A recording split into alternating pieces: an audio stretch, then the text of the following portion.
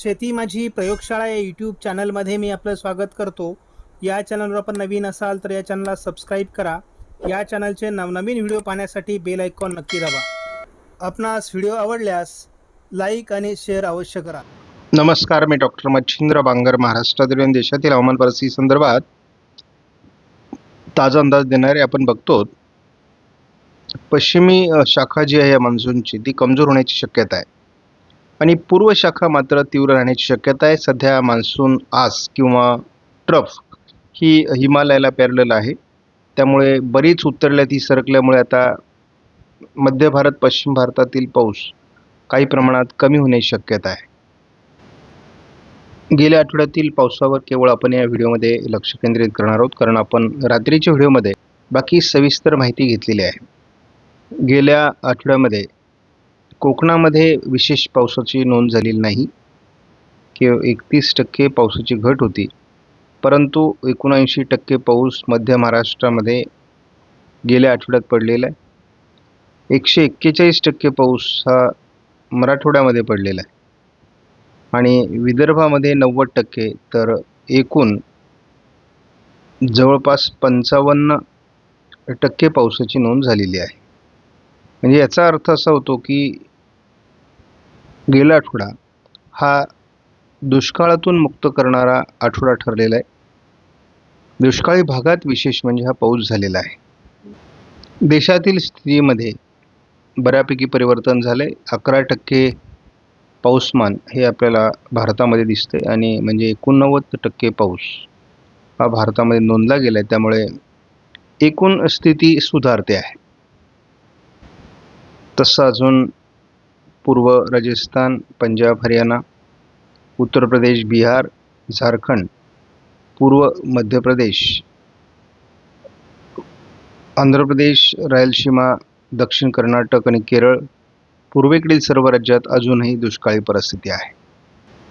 आता आपण एकूण जर स्थिती बघितली की 5 ऑगस्टपर्यंत काय होती, तर गेल्या वर्षी मोठ्या पाणी प्रकल्पांमध्ये 79% पाणीसाठा होता. आता तो 80%वर पोहोचला आहे. याचा अर्थ गेल्या वर्षीच्या तुलनेत परिस्थिती सुधारली आहे. मात्र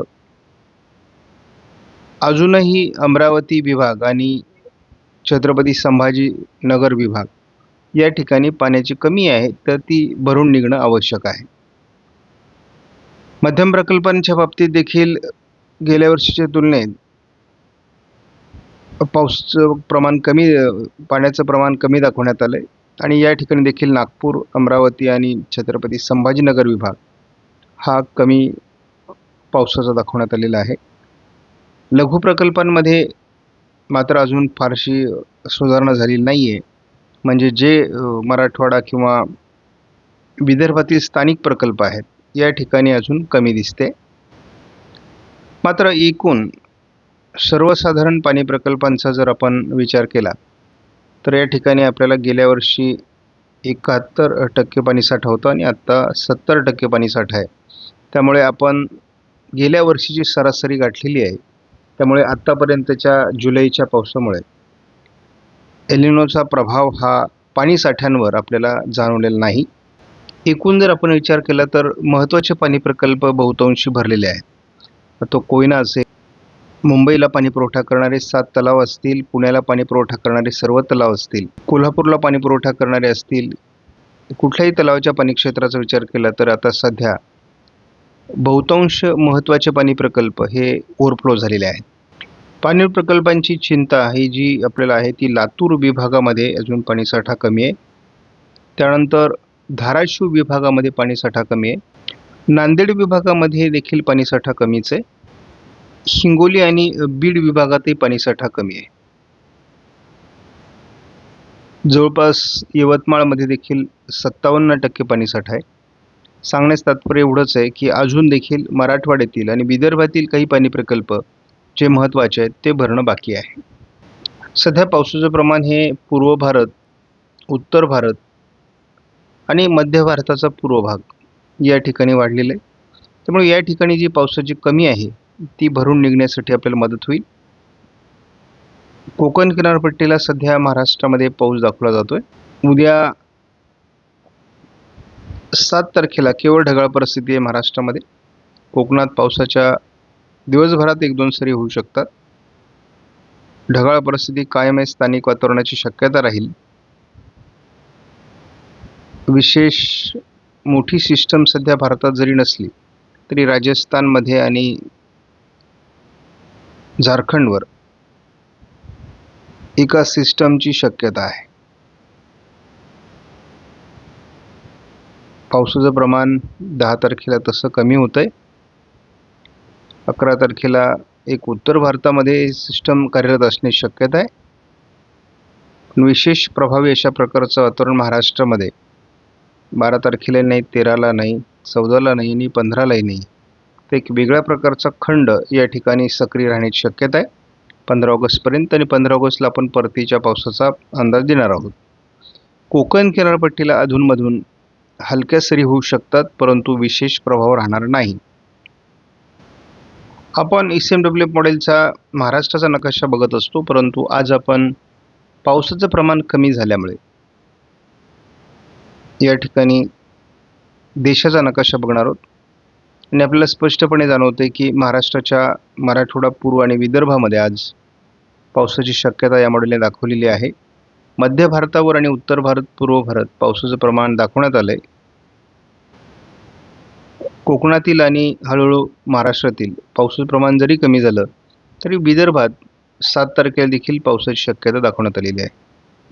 आणि थोडं बंगालच्या उपसागरामध्ये ECMWF मॉडेलने अतिशय चांगलं वातावरण दाखवलेलं आहे, परंतु याचा किती प्रभाव पुढे वाढतो आहे बघायचं आहे.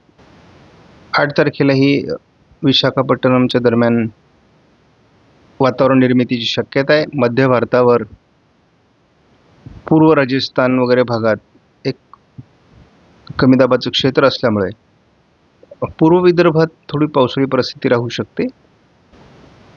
9 तारखेपासून मात्र महाराष्ट्रातील पावसाचं प्रमाण कमी होईल. थोडं राजस्थान आणि मध्य प्रदेश पश्चिम भाग या ठिकाणी पावसाचं एक सिस्टम असण्याची शक्यता आहे. 10 तारखेला उत्तर भारतात, पूर्व भारतात, पश्चिम भारतात म्हणजे राजस्थानमध्ये पावसाचं प्रमाण थोडं आहे. त्यामुळे कोकणात आणि उत्तर महाराष्ट्रात थोडं पावसाचा प्रभाव 10 तारखेला दाखवण्यात आला आहे. मात्र महाराष्ट्रात किरकोळ स्थानिक वातावरणापलीकडे पाऊस असणार नाही. 11 तारखेलाही उत्तर भारत, मध्य भारत असं पावसाळी वातावरण आहे.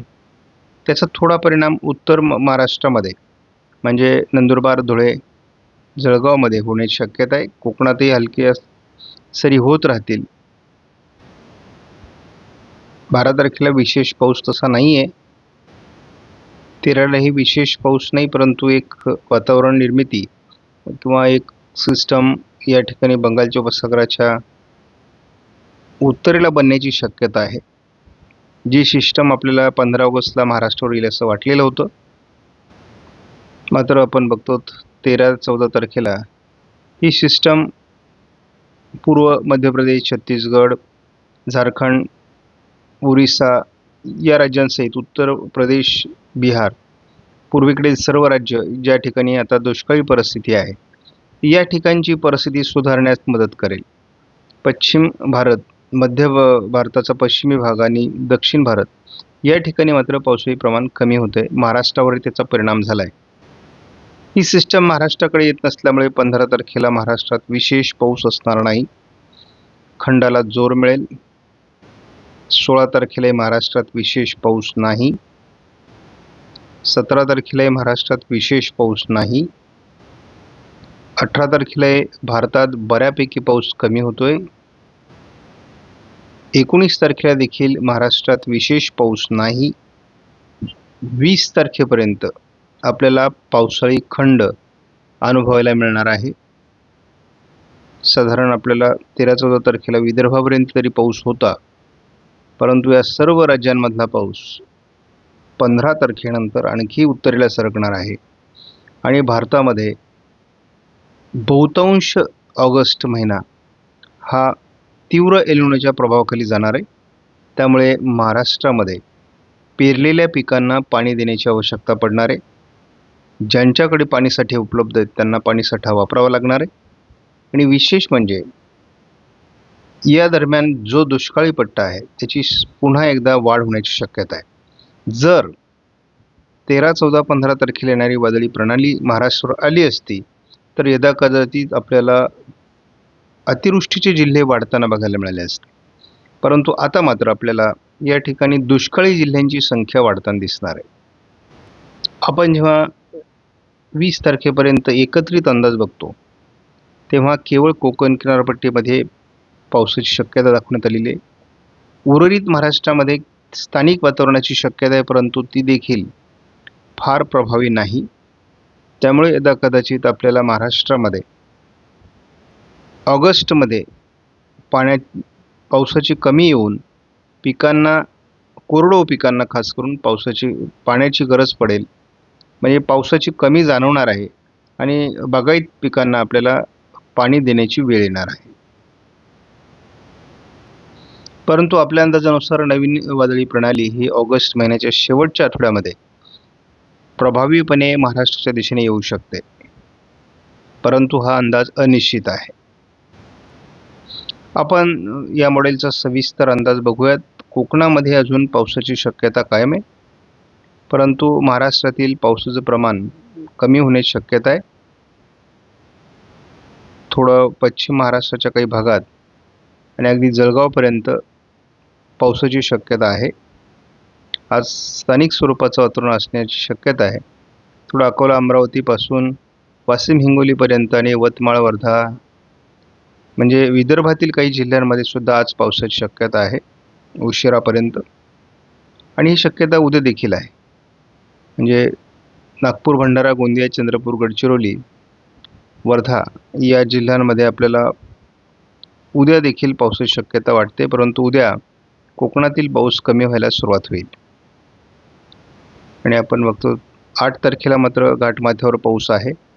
थोडा पश्चिम महाराष्ट्रात हलक्या पावसाची शक्यता दाखवण्यात आलेली आहे. 9 तारखेला देखील तसं पाऊसमान नाही.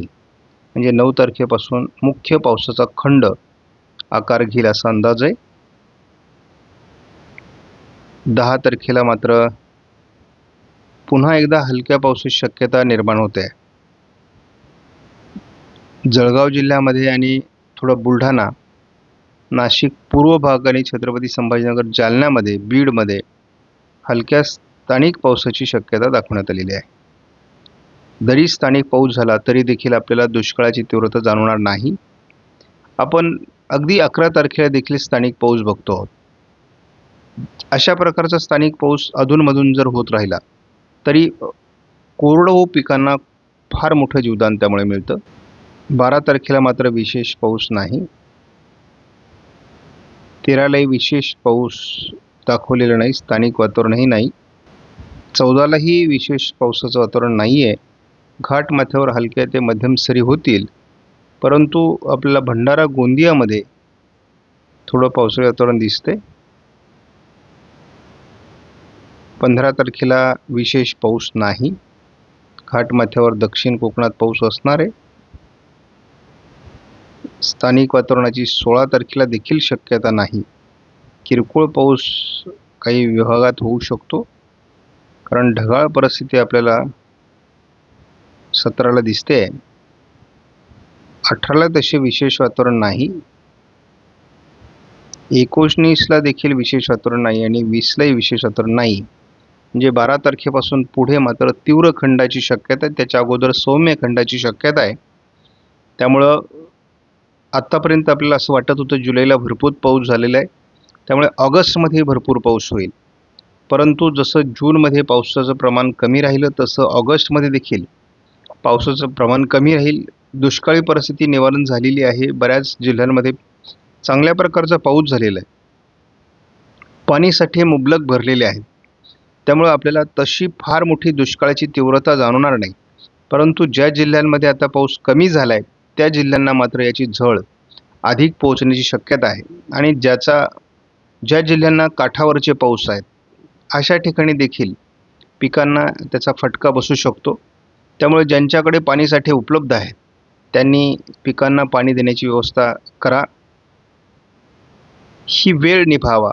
पुढे सप्टेंबरमध्ये किंवा ऑगस्टच्या शेवटच्या आठवड्यात आपल्याला पुन्हा एकदा चांगल्या पावसाची शक्यता राहणार आहे. त्यामुळे तशी एकूण दुष्काळी परिस्थिती नाही, परंतु उत्पादनातील घट मात्र शक्य आहे. आपणास व्हिडिओमधील माहिती महत्त्वपूर्ण वाटल्यास लाईक करा, शेअर करा, चॅनलला सबस्क्राईब करा. धन्यवाद. जय हिंद, जय महाराष्ट्र, जय बळीराजा.